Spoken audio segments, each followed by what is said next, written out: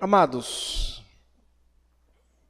estamos começando aí o mês e nesse mês vamos refletir, meditar sobre o plano de Deus para as nossas vidas. Estamos aí entrando no meio do ano, né? Metade do ano, então nada como a gente pensar um pouco sobre essa caminhada, né? Sobre essa nossa vida diante do Pai.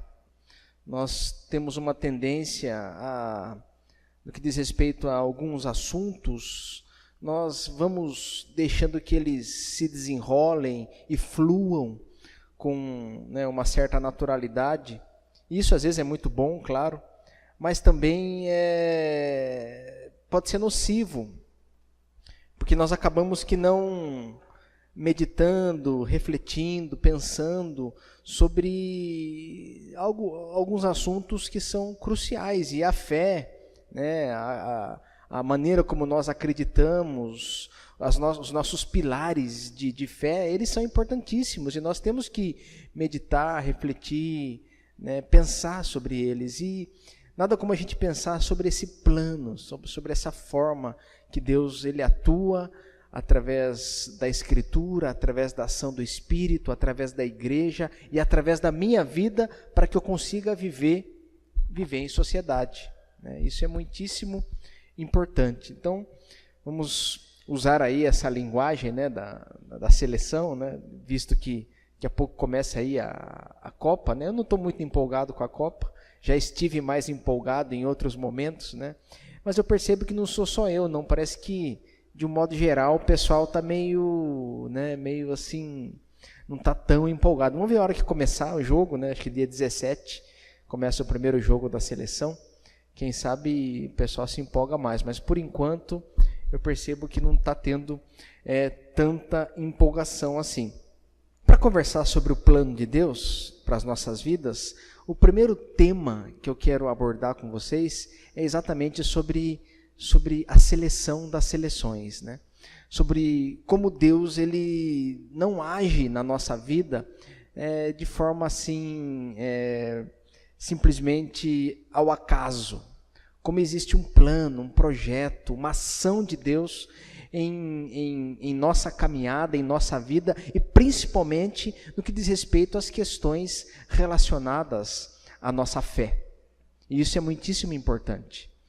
Porque se você não sabe o porquê de algumas coisas que você faz, isso acaba esvaziando o sentido dessas coisas. Por exemplo, uma das formas que os nazistas usavam para torturar as pessoas nos campos de concentração, eles empilhavam um monte de pedras de um lado e obrigavam as pessoas a pegar aquelas pedras e levar para o outro lado. Depois que eles levavam aquele monte de pedras e chegavam do outro lado, essas mesmas pessoas pegavam essas pedras e levavam para o outro lado, no mesmo lugar. E eles faziam isso como uma forma de tortura, não só física, mas também uma tortura mental. Por quê? Porque a coisa mais horrível que existe é, de repente, você agir, fazer, desenvolver alguma atividade sem saber o porquê daquilo, o propósito daquilo, a razão daquilo, né? E nesse caso, os nazistas utilizavam isso. E quando Deus ele começa a desenvolver, né, o projeto que nós conhecemos como história, que é a história da humanidade, no início desse projeto, o propósito do Pai já foi exatamente o relacionamento, né? Por que Deus criou o ser humano, né?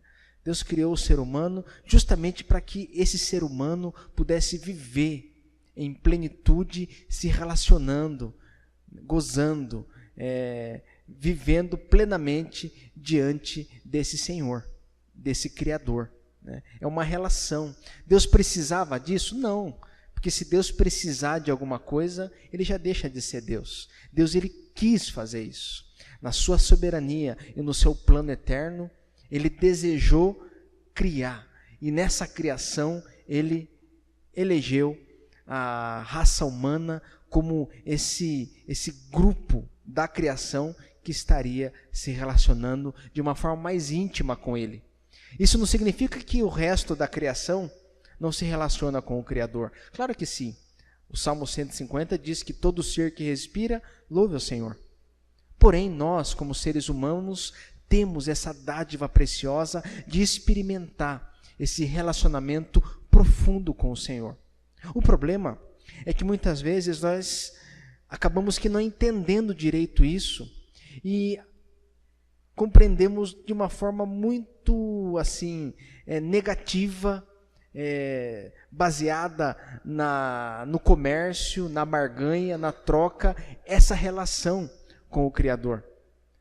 É muito interessante isso. A gente acaba fazendo algumas coisas da mesma forma como nós agimos aqui em sociedade, né?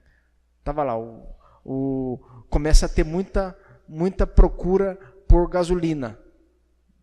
O que acontece? O que os donos de posto fazem? Sobe o preço. E o que a população faz, que é muito inteligente? Não compra. Não. Faz fila. Quer dizer, isso endossa o aumento, né? E se de repente ninguém comprasse, e o que o dono do posto teria que fazer? Baixar o preço, né? Isso é regra de mercado, né? É regra de mercado. Quando tem muita procura por alguma coisa, essa coisa fica supervalorizada, né? Então, se houver menos procura, há desvalorização. E muitas vezes a gente faz isso na nossa relação com o Criador. Eu quero muito que Deus me dê uma coisa, então eu procuro fazer o máximo que eu puder para convencer Ele que eu mereço. E o contrário também existe. Quando de repente eu estou meio pisando na bola, eu estou meio afastado, eu estou meio assim, eu já não me sinto nem na moral de orar ou de pedir alguma coisa para Ele. Porque eu estou com uma moral meio baixa, eu não estou muito assim, digno de pedir alguma coisa, como se houvesse em algum momento dignidade. Então a gente acaba aplicando essa mesma regra na nossa vida, e a gente esquece um princípio muito importante da Escritura, que é esse aqui, ó. Vocês conseguem ler aí ou não? Que é o Jeremias 29:11, um dos textos mais lindos que eu encontro ali no Antigo Testamento, que é Deus falando isso. É Deus olhando para o povo. Sabe aquele povo? Vocês conhecem a história do Jeremias.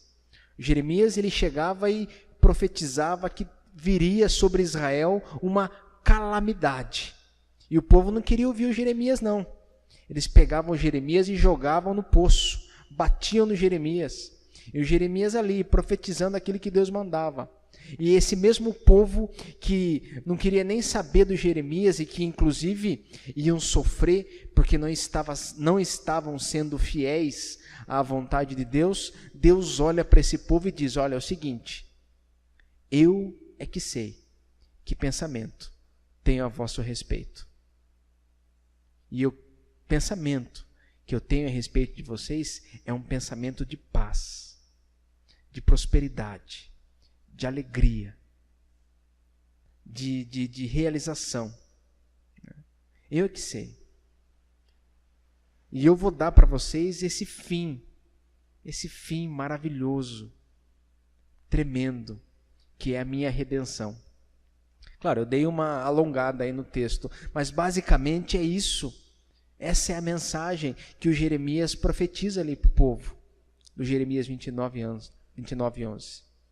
Pensamentos de paz e não de mal, para vos dar o fim que desejais. Ou seja, quando Deus olha para nós, não sou eu que estou falando, não, estou falando isso com base na Escritura. Quando Deus olha para nós, Ele não olha simplesmente as nossas boas ações, as nossas más ações, faz uma conta e nos dá aquilo que nós merecemos. Porque se Ele fizesse isso, pobre de mim. Se Ele fizesse isso, estaríamos todos fritos, mas não. Ele, de forma maravilhosa, graciosa, plena, Ele nos selecionou. E é uma seleção que não é baseada que nem a seleção brasileira. Sujeito, vocês entendem mais de futebol que eu. Chega lá um técnico da seleção brasileira, perde 1, perde 2, perde 3, perde 4 jogos. O que acontece? Vai embora, né? É desclassificado da Copa já, né? Mas, geralmente em times de futebol, o que acontece quando o técnico só perde? Troca o técnico. Troca, esse aí não serve. Não é assim que a turma faz? E isso acontece também com outras diversas áreas da realidade humana. No trabalho é assim. Chega lá, tem um sujeito no seu trabalho que só pisa na bola. O que acontece com ele? É convidado a se retirar. Isso, em todas as áreas da dinâmica dos relacionamentos, acontece isso. Porém, Deus ele seleciona não com base nesses pré-requisitos, mas ele seleciona com base no seu próprio amor. E é um amor de paz, de prosperidade, de alegria, de realização. E ele nos chama para viver essa realidade, para viver esse relacionamento. Ele nos chama, ele nos seleciona, ele nos abraça justamente para que pudéssemos gozar dessa paz e dessa alegria que ele nos oferece. Só que tem uma questão aí. A questão é que muitas vezes a gente acha que ele chama só as pessoas especiais. Não é verdade? Quem que ele vai chamar? Ele vai chamar, né? Poxa, quem que ele vai selecionar? Ele vai selecionar a Irandi, né? A Irandi que já tem aí, vem de família, o tataravô dele já era presbiteriano, né? Ele vai chamar o Lucas, que é um rapaz jovem, bonito, né? Um bombeiro. Ele vai chamar pessoas especiais. A gente acha isso às vezes, que ele só seleciona com base nos dotes que cada um de nós tem. Quando, na verdade, como a seleção dele é pautada no amor, como a seleção dele é pautada, é baseada, é enraizada num plano maior, e ele seleciona sempre com base nisso, não com base naquilo que a gente acha. Muitas vezes os que experimentam, os que gozam, os que os que são transformados por essa realidade, são aqueles que estão dispostos. Né? Por que vocês acham que na época de Jesus, o texto que eu abri aqui, a nossa reunião, ele veio, lá em João 1, ele veio para quem? Ele veio para o seu povo, João 1.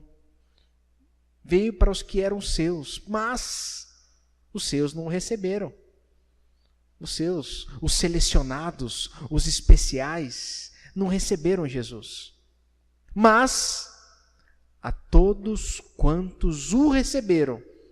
Quem recebeu Jesus? Os pescadores, né? Os considerados na época pecadores, né? Os párias da sociedade. Estes receberam Jesus. Esses buscaram a face de Jesus. Esses estavam atrás de Jesus. E a estes, ele lhes deu o quê? O poder. Mas que poder é esse, pastor? O poder de serem feitos, de serem chamados filhos de Deus. Então, amados, a primeira coisa muitíssimo importante é que às vezes nós olhamos para nós mesmos e somos tão críticos e nos baseamos nessa crítica com relação àquilo que, né, nós vemos nos outros, ou com uma projeção que nós temos daquilo que é ideal.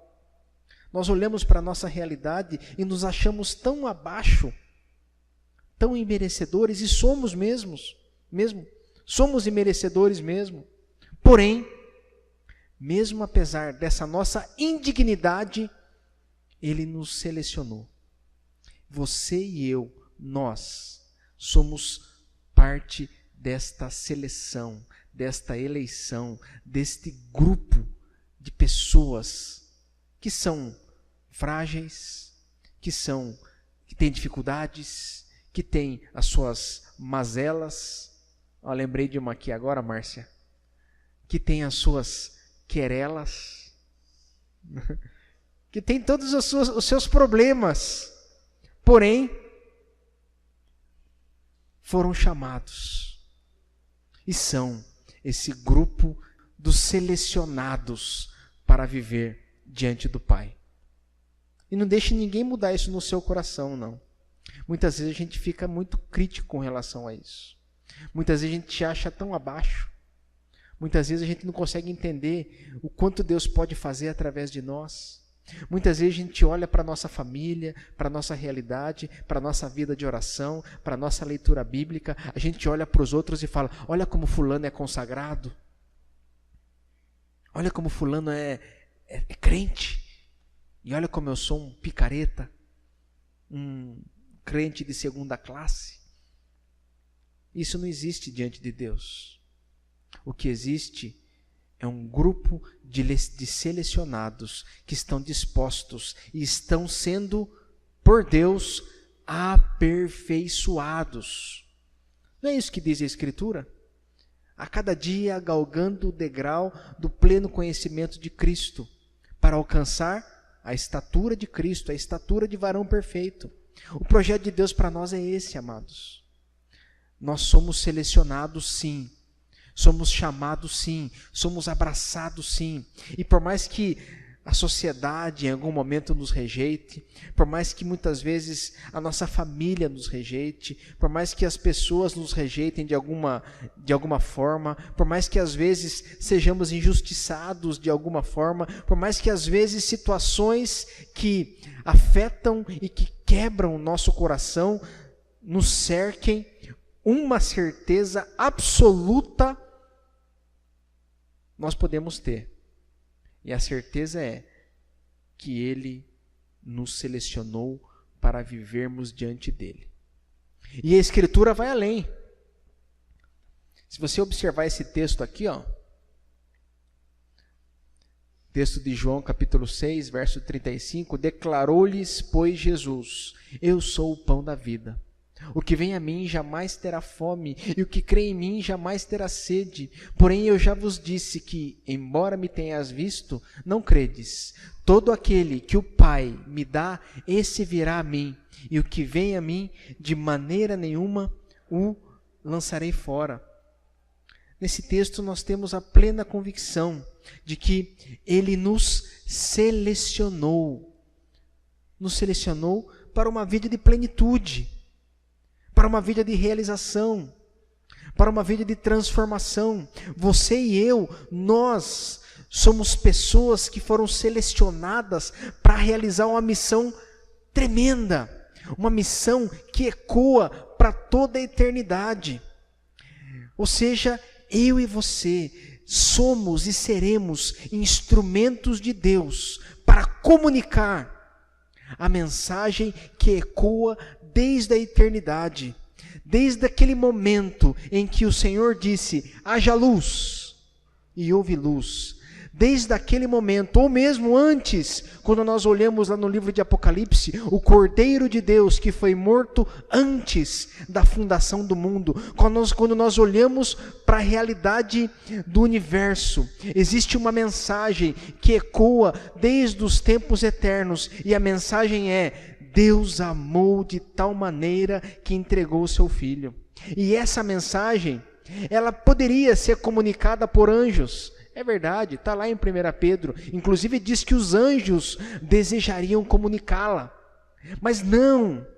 Deus, em sua infinita graça, quer nos usar para comunicar isso aos nossos filhos, às pessoas que Ele nos dá. Nós somos estes instrumentos fantásticos de Deus, que através da nossa existência, podem compartilhar a principal mensagem de todo o universo, que é a mensagem de um Deus que ama, de um Deus que recebe, que brada a plenos pulmões, venham todos que estão cansados e sobrecarregados, porque eu vos aliviarei. Essa plenitude completa a nossa existência. É isso que começa a trazer sentido para a nossa vida, porque a pior coisa que existe, amados, na vida de qualquer ser humano é caminhar por esse planeta sem saber por que está aqui, sem saber por que existe, é ficar carregando pedra de um lado para o outro, sem saber o porquê. A gente vive, trabalha, ganha dinheiro, perde dinheiro, e por quê? Nós estamos aqui não é para carregar pedra de um lugar para o outro apenas, mas nós estamos aqui para poder experimentar essa vida em plenitude.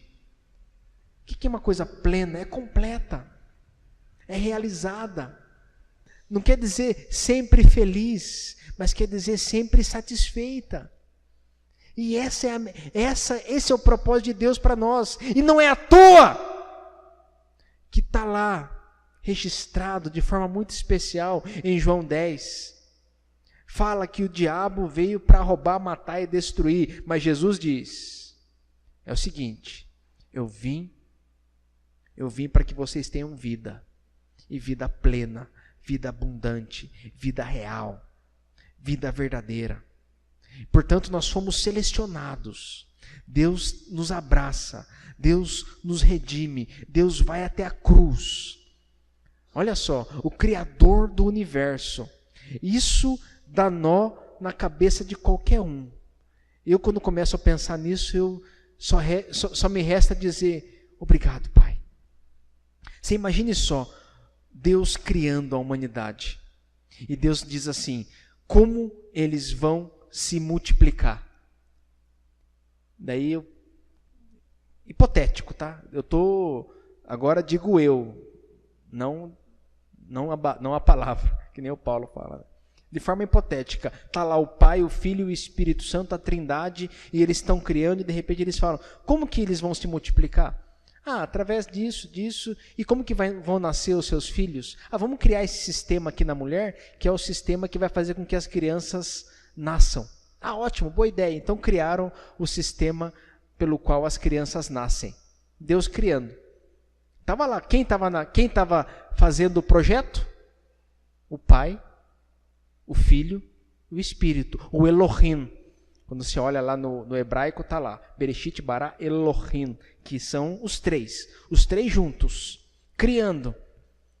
Daí Deus cria e fala, só que é o seguinte, você que criou, agora vai se submeter. Então, Jesus, você pode ser o Criador, mas agora você vai nascer como criança. Você vai ser você que é o Criador do universo, você vai se transformar num microzigoto, vai virar um feto, vai ser um bebê, vai ser dependente, depois vai ser um ser humano, depois vai ser reconhecido em figura humana, depois vai ser reconhecido nessa figura que vai até a cruz e vai ser obediente até a morte. Sabe por quê, Jesus, que você vai fazer isso? Para que todos eles sejam atraídos até você, naquela cruz. E daí a gente encontra aquela mensagem maravilhosa de João 12:32. E eu, disse Jesus, quando for levantado da terra, atrairei todos a mim mesmo. Você acha que Jesus foi até a cruz à toa? Não. Naquela cruz, você e eu, nós estávamos inclusos ou incluídos, justamente para que hoje estivéssemos aqui, justamente para que hoje pudéssemos experimentar essa vida abundante que Ele nos concede. Amém? Só para ver se vocês estão... A Vivian já falou no começo do culto que vocês estavam meio com frio hoje. Agora, olha só que maravilha, nós fomos selecionados, nós fomos abraçados, nós somos chamados para viver em plenitude. E quem pode mudar isso? Daí a gente encontra exatamente isso. Eu fico pensando, né? Tudo na vida a gente troca. A gente troca de carro, a gente troca de roupa. Só não pode trocar de marido e de esposa, mas a gente troca de um monte de coisa. Mas Deus nunca vai trocar a gente. Deus, Ele, sabe, com base naquilo que a gente vê na Escritura. Aqueles que me pertencem, ninguém vos arrebatará das minhas mãos. Vocês são as meninas dos olhos do Senhor. Quem nos separará do amor de Cristo? Será fome, morte, nudez, coisas do passado, do presente, do porvir, coisas que estão no universo celestial, né? Enfim, que criatura poderá nos separar do amor de Deus que está em Cristo Jesus, nosso Senhor? Então, o plano de Deus para nós é exatamente a ideia que nós tenhamos a plena convicção, a plena certeza, com base naquilo que a Escritura nos diz, de que eu e você, nós fomos selados, nós fomos selecionados e nós fomos confirmados para vivermos essa vida abundante em Cristo Jesus. O que é uma coisa selada, amados? A gente perdeu meio que o princípio disso, né? Porque a gente não usa mais essa prática, mas para eles isso era muito importante, porque eu queria escrever alguma coisa e mandar lá para Kelly que está lá no fundo. Então eu escrevo aqui um tratado, uma ideia, qualquer coisa, enrolo, e como que eu vou saber que isso não vai ser violado? Na época, eu coloco ali alguma coisa, uma cera, algum produto ali, e coloco o meu selo, o meu brasão. Eu marco aquilo e entrego para alguém levar para ela. E se a hora que ela receber, esse selo estiver quebrado, pronto, está violado. A mensagem está adulterada. Não confie no que está escrito. Essa ideia de selados, existe um selo que está sobre nós, existe uma marca que está sobre nós, existe um poder que se manifesta em nós. E essa marca e este selo é exatamente: fostes selados. Por quem? Pelo Espírito de Deus.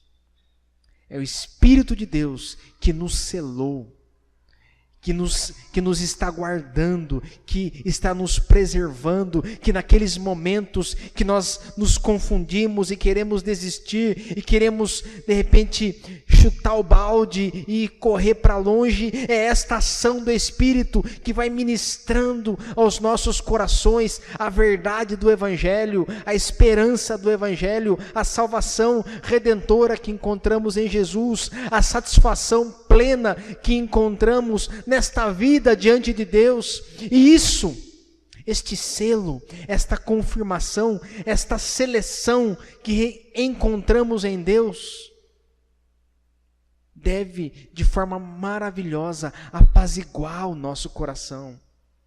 Isso tem que me trazer paz, isso tem que me trazer realização. Esta sim é a mola propulsora da minha vida. Por que você vem na igreja? Por que você não vai fazer outra coisa da vida, a não ser ser pastor? Por que você faz isso? Porque o meu coração está envolto em gratidão, em alegria, em satisfação, porque um dia eu estava lá enfiado num lamaçal de pecado e Ele se inclinou para ouvir a minha voz e me resgatou e me transportou para o reino do Filho do seu amor. Esta sim é a verdadeira motivação. Isso deve nos motivar. Esta convicção de que nós somos selados, chamados, selecionados, abraçados, prontos para vivermos diante de Deus. E quem que vai mudar isso? O diabo não vai mudar isso. Ele não tem poder para fazer isso. O pecado também não vai mudar isso, porque o Espírito de Deus vai agir no nosso coração para nos convencer, de acordo com a Escritura, do pecado, da justiça e do juízo.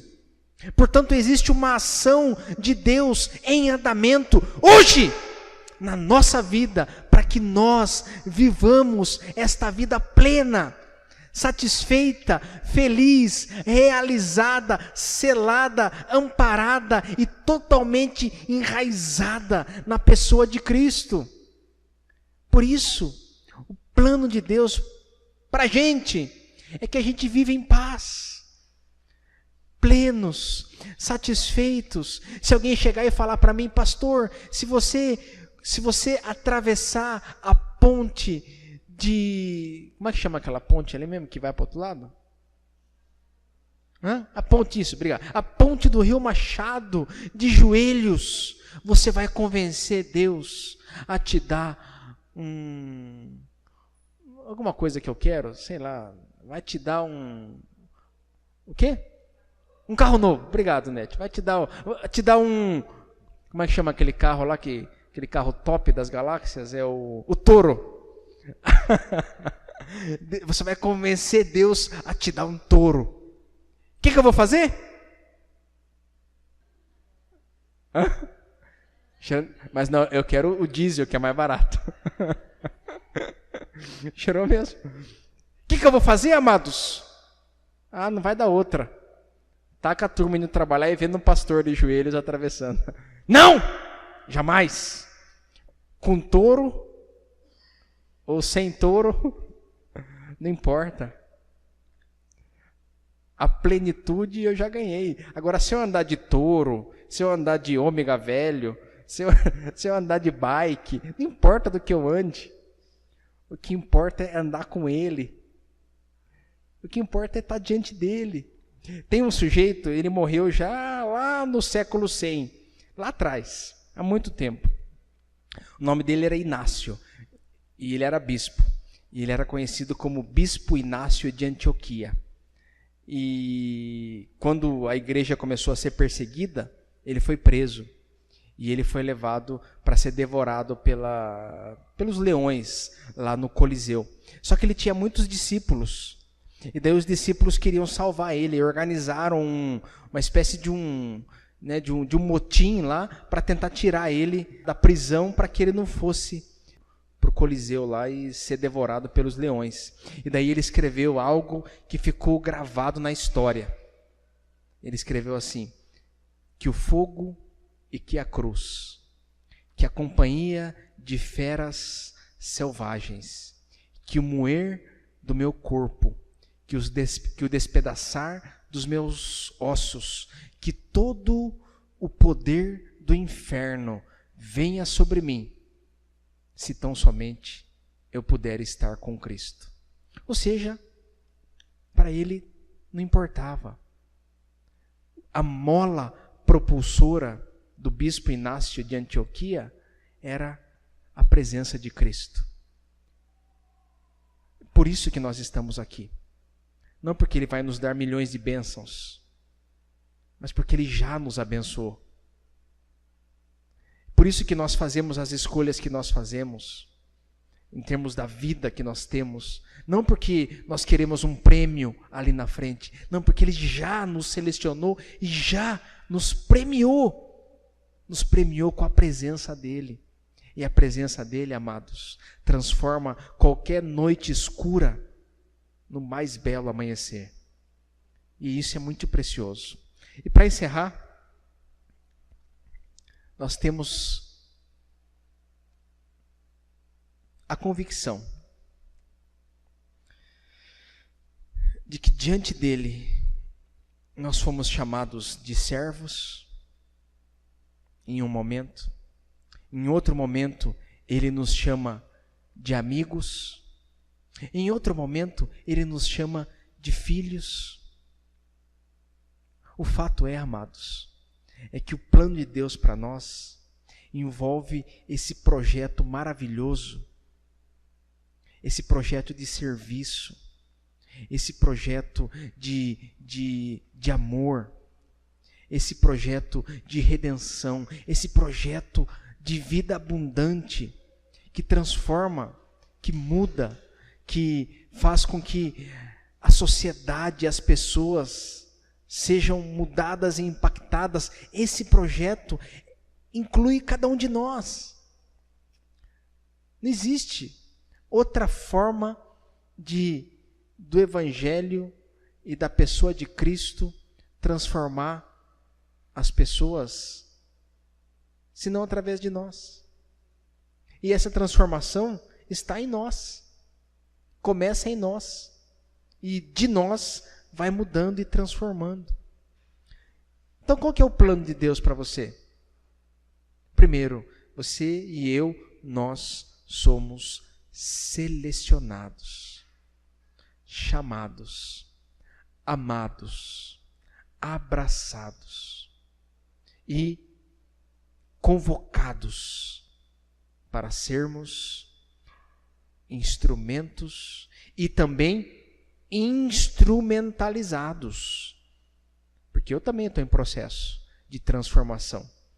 Eu não posso querer mudar a vida dos outros se a minha não estiver em processo de mudança. É sempre um processo ininterrupto. Portanto, amados, essa mesa simboliza exatamente todo esse processo. Percebam que o vinho, ele é vinho, ele é suco de uva. Mas qual é a função que ele assume? O sangue de Cristo. O pão, ele é pão, é trigo, é farinha. Ele é um elemento específico. Mas qual é a função que ele assume aqui? Corpo. Nós temos aqui os símbolos do sangue de Cristo e do corpo de Cristo. São símbolos comuns. Se você for no mercado, está lá uma prateleira cheia de vinho. É vinho. Na padaria tem um cesto cheio de pão. É pão. É tão comum isso. Não é verdade? É comum. Que coisa mais comum que pão e vinho? É a mesma coisa a gente. Pessoas comuns. Que coisa mais comum que eu? Se você me vê na rua andando por aí, você não dá um repolho por mim. A gente, pessoas simples, pessoas comuns, pessoas com as suas dificuldades, carências. Mas, da mesma forma como o cálice e o pão recebem uma transformação a partir da ação de Deus, assim também é conosco. Pessoas comuns que trabalham, pagam as suas contas, abastecem os seus carros, mas que são pessoas que, diante da ação do Espírito de Deus, são transformadas em instrumentos, em pessoas dotadas de capacidades especiais, de pessoas com consciência de que têm uma missão especial, enfim, de pessoas que receberam o poder de serem feitos filhos de Deus, a saber, os que creem no seu nome. Amém? Pai, em nome de Jesus, que teu Espírito Santo aplique a tua palavra aos nossos corações. Que teu Espírito Santo, Pai, ministre a tua verdade, a verdade da tua palavra aos nossos corações, para que sejamos, Senhor, transformados, exortados, edificados, amparados e desafiados por tua palavra, em nome de Jesus. Amém. Esta mesa não é a mesa desta igreja, é a mesa do Senhor Jesus. Então eu chamo aqui à frente minha irmã presbítera Márcia, meu irmão presbítero Elenir. Nosso irmão Benjamin esteve conosco domingo passado, mas hoje não está, mas também é um presbítero desta igreja, que está em licença, cuidando da sua saúde. E, se aqui ele estivesse, com certeza participaria desse momento. E, na noite em que Jesus foi traído, ele pegou o pão que não era parecido com esse, mas era pão. E quando ele pegou aquele pão, ele partiu. Quando partiu, ele disse: isto é o meu corpo, que é partido por vós. Comam dele todos. Façam isso em minha memória. Depois ele pegou o cálice. Ele pegou esse cálice e disse: este é o cálice. Este é o cálice da nova aliança do meu sangue. Bebam dele todos. Façam isso em minha memória. Quando vocês comerem desse pão, quando vocês beberem desse cálice, vocês estarão anunciando a minha vida. Façam isso em minha memória. Façam isso porque eu mandei. É o meu imperativo para vocês. Quem deve participar dessa mesa? Todos aqueles que creem em Cristo Jesus.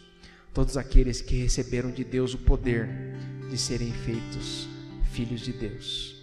Se você está triste, se você está chateado, se você está com o seu coração pesaroso, participe, para que o Espírito de Deus console o seu coração. Se você está feliz, se você está contente, participe desse momento e louve ao Pai, porque assim você está. Participe desse momento tão especial e maravilhoso da caminhada cristã, que é a ceia do Senhor. Nossos irmãos estarão aqui à frente. Vocês podem se levantar, vir à frente, pegar um pedaço de pão, pegar o seu cálice e voltar para o seu lugar, para que juntos possamos participar dessa ceia. Vamos ficar em pé.